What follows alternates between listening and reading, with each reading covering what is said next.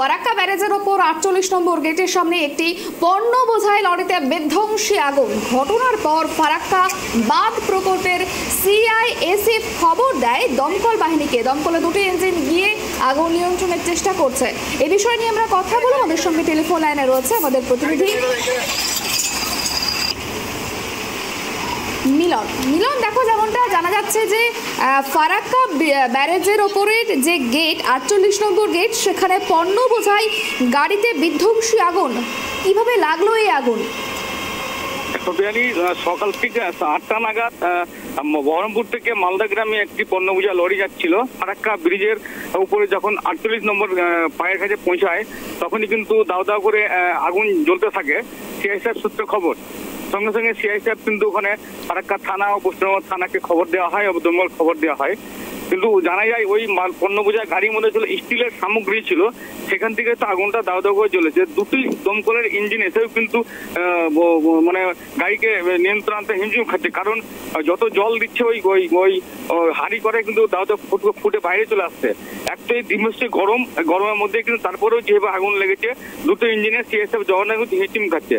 সবচেয়ে বড় কথা যে যখন আগুনটা লাগে এখন অবধি ফারাক্কা ব্যারেজের দুদিকে যেভাবে গাড়ি বা মানুষ দাঁড়িয়ে আছে, তার কারণ আমরা সবাই জানি যে উত্তরবঙ্গ সাথে দক্ষিণবঙ্গের একটাই মাত্র যোগাযোগ রাস্তা যেটা ফারাক্কা ব্যারেজ। কিন্তু মানুষ কিন্তু এই গরমের মধ্যে কিন্তু দাঁড়িয়ে আছে, কিন্তু আর বিকল্প কোনো রাস্তা নাই।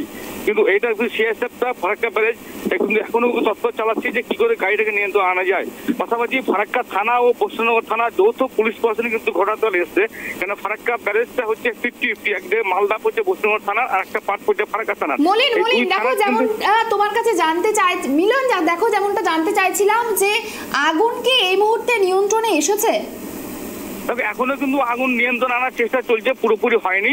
আগুন নিয়ন্ত্রণ আনার পর এই গাড়িটাকে হটানো হবে, তারপরে কিন্তু চলাচল শুরু হবে। এখনো অব্দি কোনো চলাচল শুরু হয়নি। মানুষ কিন্তু দুদিকে দাঁড়িয়ে প্রচন্ড ভিড় হয়ে দাঁড়িয়ে আছে, শোনেন না।